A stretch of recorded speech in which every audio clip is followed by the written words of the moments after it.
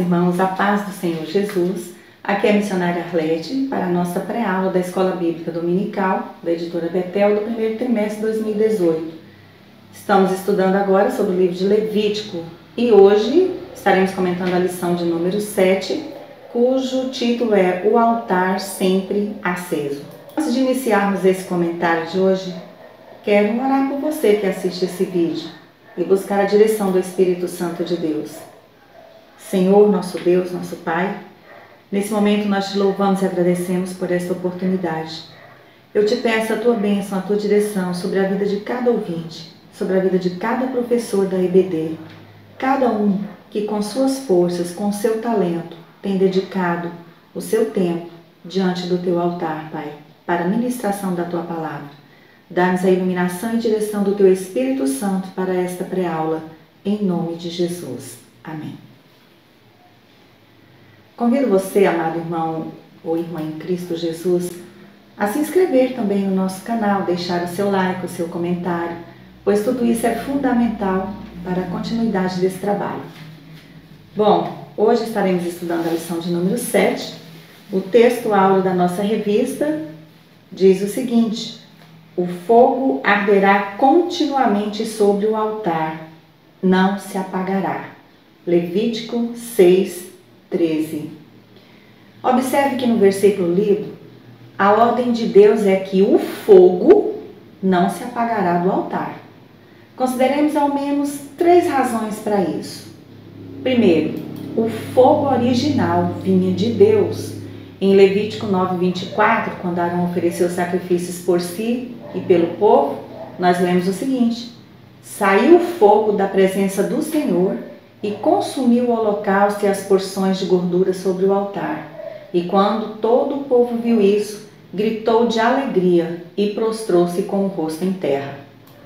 O segundo motivo, nós podemos dizer que a chama perpétua significa a eterna adoração a Deus. E, em terceiro lugar, o fogo que nunca se apagava, ele simbolizava também a necessidade contínua de expiação e reconciliação com Deus, o que era o propósito das ofertas. A nossa verdade aplicada de hoje diz o seguinte: a vida do salvo deve ser como um altar, continuamente aceso, sempre pronto a oferecer sacrifícios a Deus. Temos aqui o nosso texto de referência, que encontra-se em Levítico, capítulo de número 6, versículo 9, 10 e 12, que diz o seguinte: dá ordem a Arão e seus filhos, dizendo: esta é a lei do holocausto. O holocausto será queimado sobre o altar toda a noite até pela manhã, e o fogo do altar arderá nele. E o sacerdote vestirá sua veste de linho, e vestirás as calças de linho sobre a sua carne, e levantará a cinza, quando o fogo houver consumido o holocausto, sobre o altar, e a porá junto ao altar. O fogo, pois, sobre o altar, arderá nele, não se apagará. Mas o sacerdote acenderá lenha nele cada manhã, e sobre ele porá em ordem o holocausto, e sobre ele queimará a gordura das ofertas pacíficas. E a introdução diz o seguinte: que o altar sempre aceso, ele significa que tudo deve ser consumido, tudo deve ser colocado sobre ele. Não pode existir na vida do cristão nada tão valioso que não possa ser colocado sobre o altar para ser queimado em oferta ao Senhor. O primeiro objetivo dessa lição é ensinar que no altar tudo é oferecido a Deus e abrange todo o primeiro tópico. O altar citado nesse texto bíblico ficava no átrio exterior do tabernáculo, onde tudo deveria estar sempre pronto, a fim de que o culto diário a Deus nunca fosse interrompido. Os sacerdotes cuidavam para que o fogo do altar nunca se apagasse. A cada manhã, este era alimentado com nova lenha e novos holocaustos, conforme Levítico, capítulo 6, versículo 12 e 13. O altar é uma figura da cruz, onde Jesus passou pelo fogo do juízo divino, onde ele foi sacrificado pelos seus pecados, onde foi realizada a mais sublime oferta, a entrega perfeita de Jesus Cristo, Cordeiro de Deus, que tira os pecados do mundo. libertando assim da escravidão do maligno a todo aquele que nele crê. Os rituais de sacrifício oferecidos no tabernáculo são tipos do sacrifício único e perfeito de Jesus para perdoar os nossos pecados e nos reconciliar com Deus. Nós encontramos aqui no subtópico 1.1 da revista sobre entregar no altar o que tem valor. Não é qualquer coisa que você pode oferecer no altar do Senhor. A exigência de Deus para que a oferta fosse sem mancha demonstra que devemos trazer para o altar de Deus o que é melhor.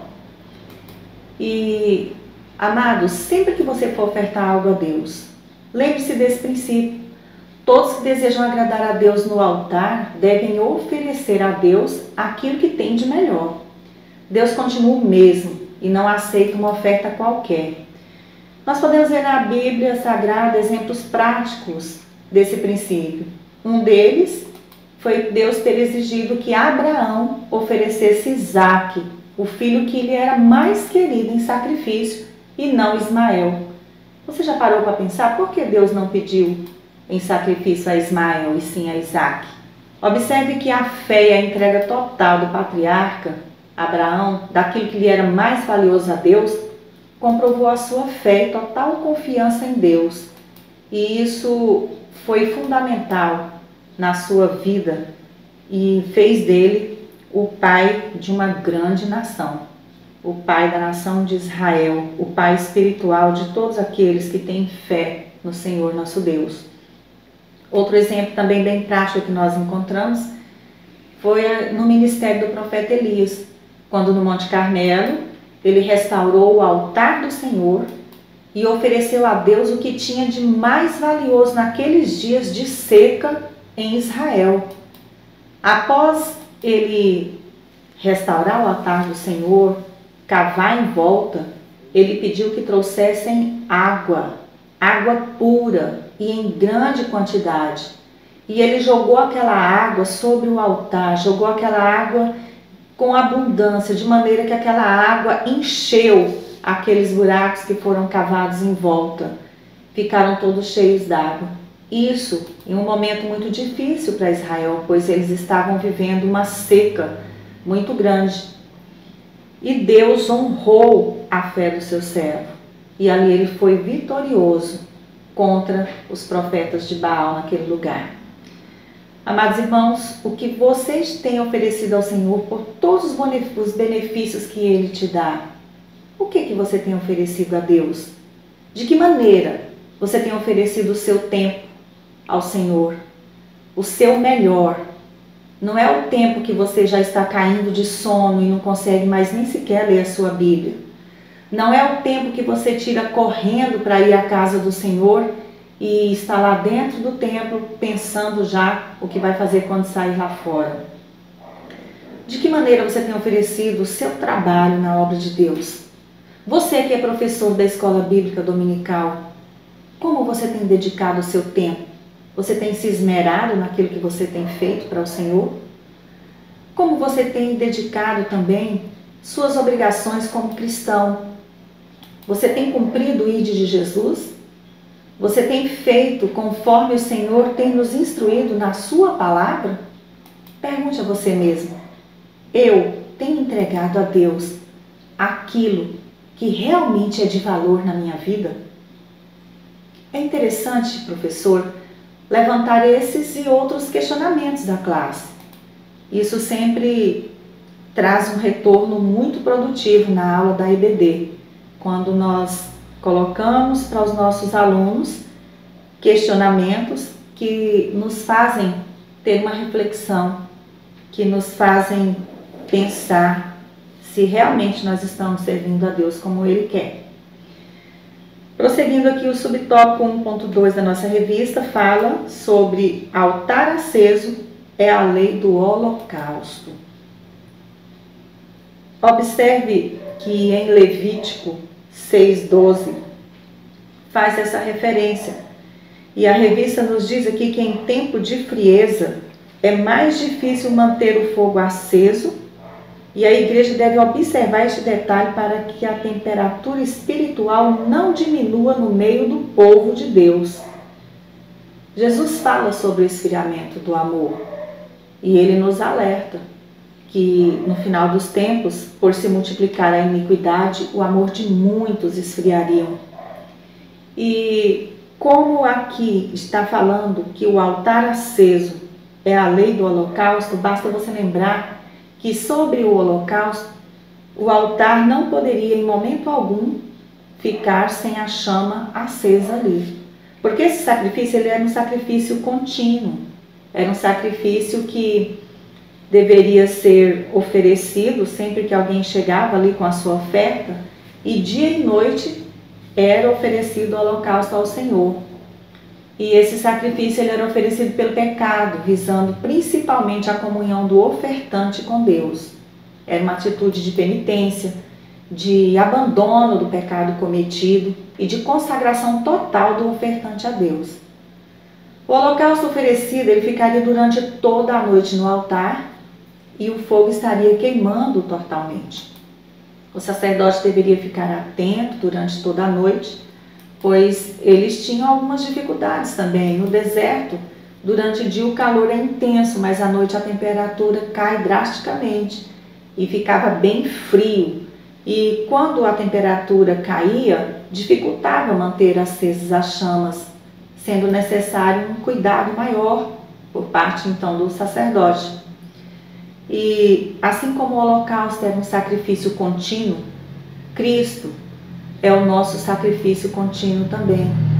Só que, diferente do holocausto, foi feito uma única vez, mas é eficaz para todo sempre.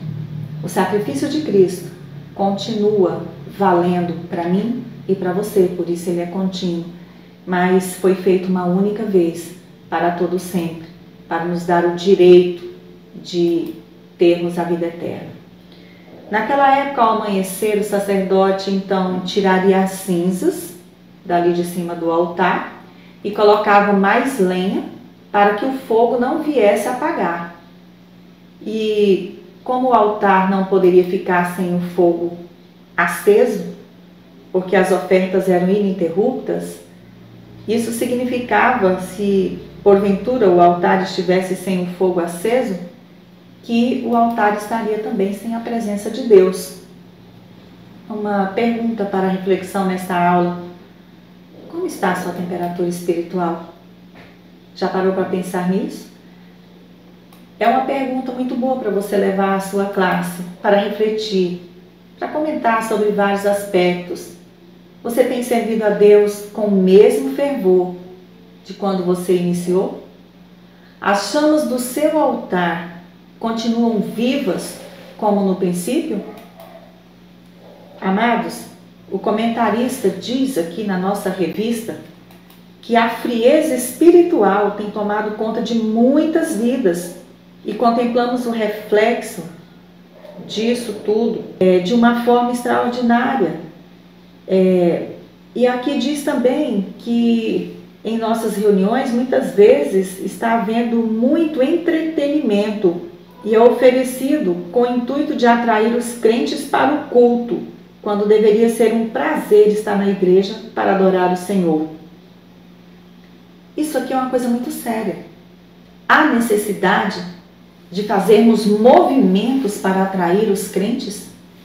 A palavra do Senhor deixou de ser suficiente para atrair as nossas vidas, para atrair o crente em Jesus, para adorá-lo na casa do Senhor? E esses movimentos, o comentarista continua aqui, que tem o intuito de atrair pessoas e oferecem milagres, vendem até indulgências. São movimentos, esses a que nos referimos aqui, são movimentos que são estranhos à lei, são estranhos à Bíblia, à palavra de Deus. Qualquer que seja o movimento que alguém fizer numa igreja, alguma inovação dentro da igreja, que ela foi estranha à palavra de Deus, seja anátema, como diz Paulo na Epístola aos Gálatas, capítulo 1, versículo de número 8. Lá em Gálatas diz o seguinte: mas ainda que nós mesmos ou um anjo do céu vos anuncie outro evangelho além do que já vos tenho anunciado, seja anátema, seja desconsiderado, seja desprezado, seja rejeitado, porque a Bíblia é o nosso manual de instrução. Todo e qualquer tipo de inovação dentro da casa do Senhor, ela tem que ter fundamento dentro da palavra de Deus. Passamos aqui para o subtópico 1.3. No altar de Deus, cheira o suave cheiro. A expressão cheiro suave é uma maneira humana para dizer que Deus se agrada da oferta. Teologicamente, chamamos de linguagem antropomórfica, derivada da palavra antropomorfismo. É uma palavra que deriva do grego antropos, que significa humano, mais morfe, que significa forma, e a atribuição das características humanas às coisas não humanas. Os antropomorfismos bíblicos são usados principalmente em referência a Deus, que não é visível, conforme João 1,18, nem humano, conforme Números 23,19, 1 Samuel 15,29.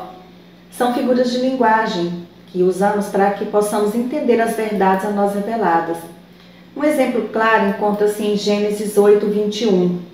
Após o dilúvio, quando Noé erigiu um altar e ofereceu holocaustos ao Senhor, nós lemos o seguinte: e o Senhor cheirou o suave cheiro, e disse o Senhor em seu coração: não tornarei mais a amaldiçoar a terra por causa do homem, porque a imaginação do coração do homem é má desde a sua meninice.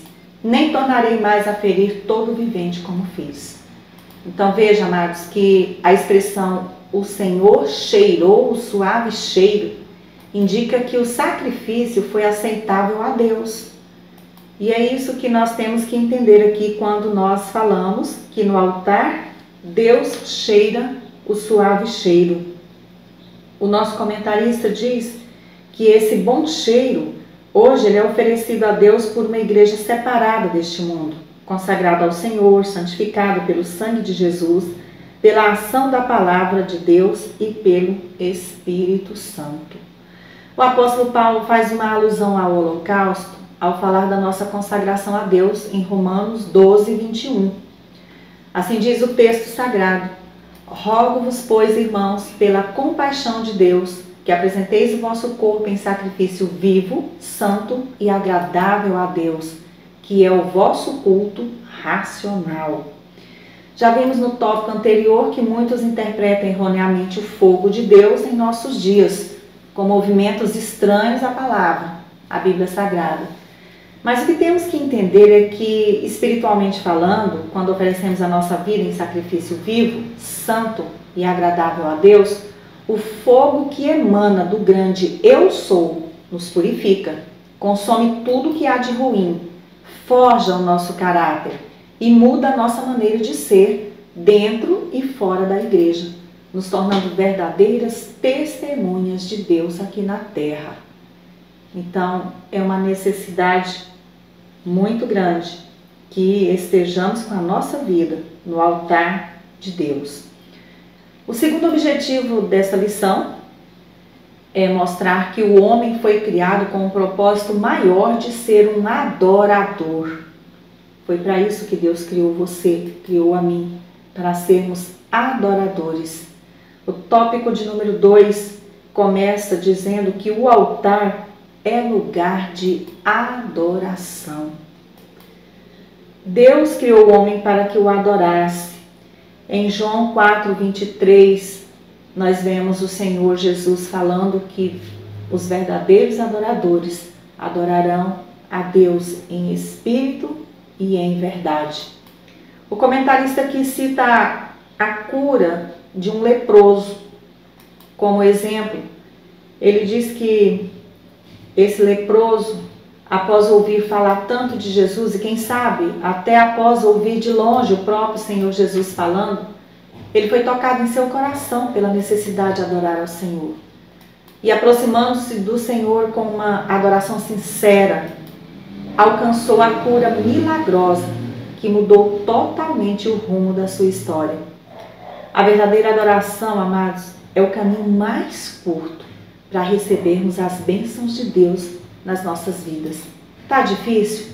Adore ao Senhor. Você acha que a sua vida está complicada? Não murmure. Cante um hino de louvor a Deus. Adore ao Senhor, pois essa é a vontade de Deus para as nossas vidas. O subtópico 2.1 da nossa revista vem nos falar sobre o altar de bronze. Na descrição bíblica do tabernáculo havia dois tipos de altares. Primeiro, o altar de bronze, ou altar dos holocaustos. Esse altar ficava no átrio exterior do tabernáculo, onde se queimavam as ofertas trazidas ao Senhor, e representava a expiação pelo pecado. O segundo altar era o altar do incenso. Esse altar ficava no lugar santo, no interior do tabernáculo, representando a nossa comunhão e intercessão. Em ambos os altares, Deus recebia a adoração, mas era no altar de bronze que se sacrificava.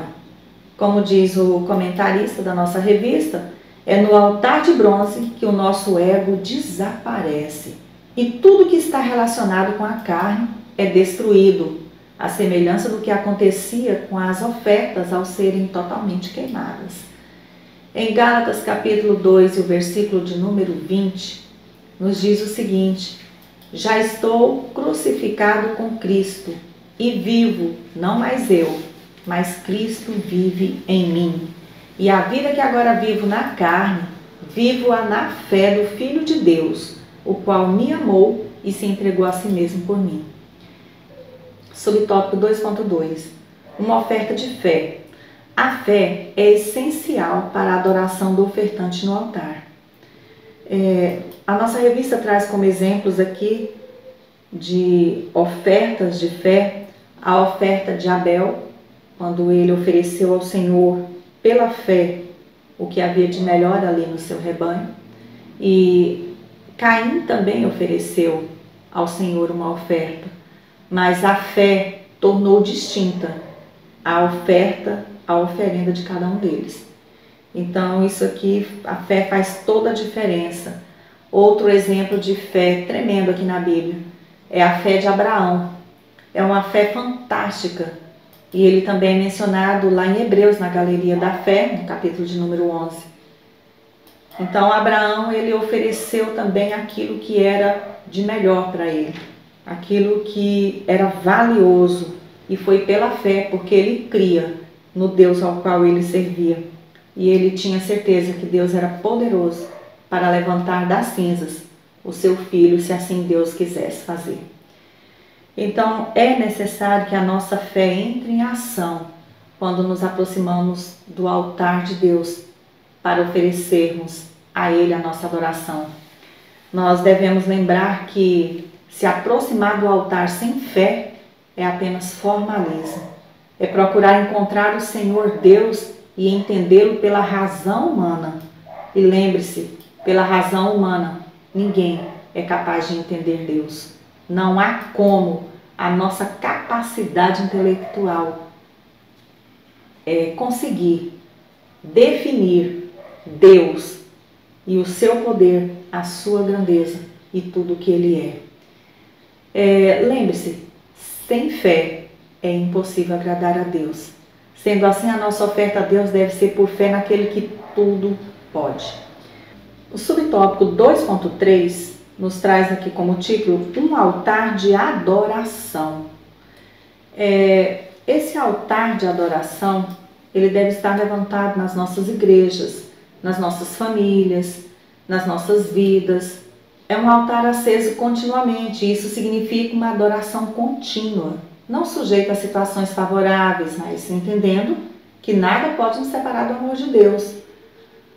Considere que nos momentos de aflição, de escassez, de perseguições, de enfermidades, de qualquer espécie de tribulação desta vida, devemos continuar a adorar ao Senhor. Um exemplo bem prático na Bíblia de adoração em qualquer circunstância, nós temos Jó. Jó adorou ao Senhor nos momentos mais terríveis da vida dele. Nas adversidades, na calamidade, Jó adorou ao Senhor. E isso é um exemplo muito vivo para nós hoje. Tópico 3, O altar é lugar de alegria. A alegria é uma das características do fruto do Espírito. Veja bem, não é confundir dizer que a alegria é um fruto do Espírito, mas a alegria é uma das características do fruto do Espírito. Não existe vários frutos do Espírito. O fruto do Espírito é um só e ele tem várias características, como gozo, paz, amor e entre eles a alegria.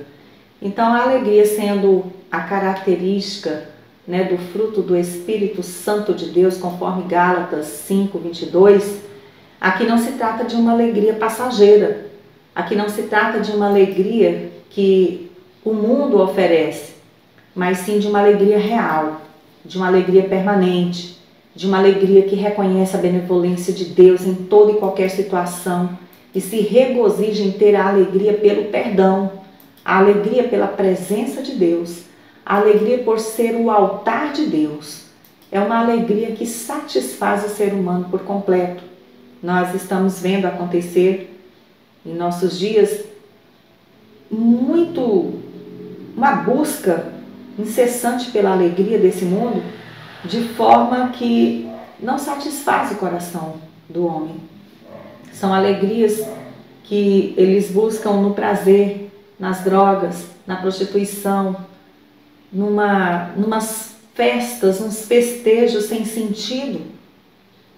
E a gente fica observando que aquelas pessoas, mesmo ali estando na folia, mesmo estando ali fazendo o que elas professam gostar de fazer, você percebe pelo olhar da pessoa que ela continua vazia, que realmente dentro do seu ser não existe a verdadeira alegria. Essa que, independentemente do que você estiver passando, do que você estiver vivendo, ela permanece dentro do seu coração. O subtópico 3.1 nos fala da alegria pelo perdão. O pecado quebra a comunhão do homem com Deus. E somente Deus pode conceder o perdão pelos nossos pecados e nos reconciliar consigo mesmo através da morte vicária de Cristo na cruz do Calvário. É inexplicável, amados, a dimensão da alegria de um crente salvo por Jesus. Quando você aceita Jesus como o único e suficiente Salvador, aquela alegria inunda a sua alma. É indescritível, é uma leveza, é algo maravilhoso. O homem natural não compreende isso e procura por meios próprios ou da religiosidade obter o perdão de Deus. As obras de caridade, o autoflagelo, as meditações transcendentais não podem nem de longe preencher o vazio que existe no coração humano, trazendo a culpa, a amargura de alma e toda sorte de perturbação espiritual. A verdadeira alegria está no coração de quem já conhece a Jesus e o recebeu como seu único e suficiente Salvador. O rei Davi, no Salmo 51, versículo de número 12, ele orou a Deus pedindo o que lhe era tão precioso. Lá ele disse o seguinte: torna a dar-me a alegria da tua salvação e sustém-me com o espírito voluntário. Veja que Davi não pediu ao Senhor que multiplicasse o seu exército, que desse a ele vitória na guerra, nem outra coisa, mas ele pediu a alegria da salvação, porque essa alegria preenche o coração do ser humano. O subtópico 3.1 nos fala da alegria pela presença de Deus. Amados, essa alegria é sem par. Existe um lugar no coração de cada ser humano que só pode ser preenchido pela presença de Deus. A presença do grande Eu Sou na nossa vida é sublime, nos preenche a alma, supre todas as nossas necessidades. Se nós estamos precisando de cura, Jesus é a cura. Se nós estamos precisando de alimento, Jesus é o pão da vida. Se nós estamos precisando de qualquer solução para os nossos problemas, para a nossa comunhão, Jesus preenche todos os requisitos para nos fazer vitoriosos. O livro de Gênesis nos mostra Adão e Eva como um casal feliz, que desfrutaram da presença de Deus diariamente, até o dia em que pecaram, onde a alegria deu lugar ao medo de Deus. Isso afetou toda a humanidade, até que se cumpriu a plenitude dos tempos e veio Jesus, o Messias, para nos reconciliar com Deus através do sacrifício único e perfeito e dar a todo aquele que nele crê o direito de entrar pelo átrio da casa do Senhor com alegria e estar para sempre com Ele. Mostre, professor, para os seus alunos que o pecado afasta o homem de Deus, porém no altar existe o perdão e a reconciliação com Deus por meio de Jesus. No Salmo de número 16, versículo de número 11, nos diz o seguinte: far-me-ás ver a vereda da vida, na tua presença há abundância de alegrias, a tua mão direita há delícias perpetuamente. Nós podemos ver também no Salmo 122, versículo de número 1, alegrei-me quando me disseram, vamos à casa do Senhor. Essa alegria tem sido constante na sua vida? Vamos à casa do Senhor. Muitos já não sentem a alegria de estar na casa do Senhor. Muitos já não sentem a alegria de buscar a Deus junto com os demais irmãos. Veja, é hora de você rever as suas práticas. Alegre-se quando você for para a casa do Senhor. Mateus capítulo de número 28, versículo de número 8, diz o seguinte: e saindo elas pressurosamente do sepulcro, com temor e grande alegria, correram a anunciá-lo aos seus discípulos. Olha que alegria maravilhosa aquelas mulheres tiveram quando viram que Jesus tinha ressuscitado. Nada neste mundo substitui a alegria de ter a presença de Deus em nossas vidas. O mundo oferece uma alegria falsa, como nós já dissemos, superficial, passageira. O homem natural não entende a alegria do crente salvo em Jesus, porque quer uma lógica humana para aquilo que só se pode entender e receber pela fé. Subtópico 3.3 fala sobre a alegria por ser o altar de Deus. Salmo 43, versículo de número 4 diz o seguinte: então irei ao altar de Deus, do Deus que é a minha grande alegria, e com harpa te louvarei, ó Deus, Deus meu. O salmista se alegra por se chegar ao altar de Deus. Essa é a alegria espiritual que alegra plenamente o corpo, a alma e o espírito. A Bíblia Sagrada nos diz na primeira carta aos Coríntios, capítulo de número 6, versículo 19, que o nosso corpo é templo do Espírito Santo de Deus, morada de Deus. Ora, todo templo tem seu altar. E assim como cabia ao sacerdote manter as chamas do altar do sacrifício acesas, cabe a cada um de nós, a mim e a você, mantermos acesas as chamas espirituais do nosso altar continuamente.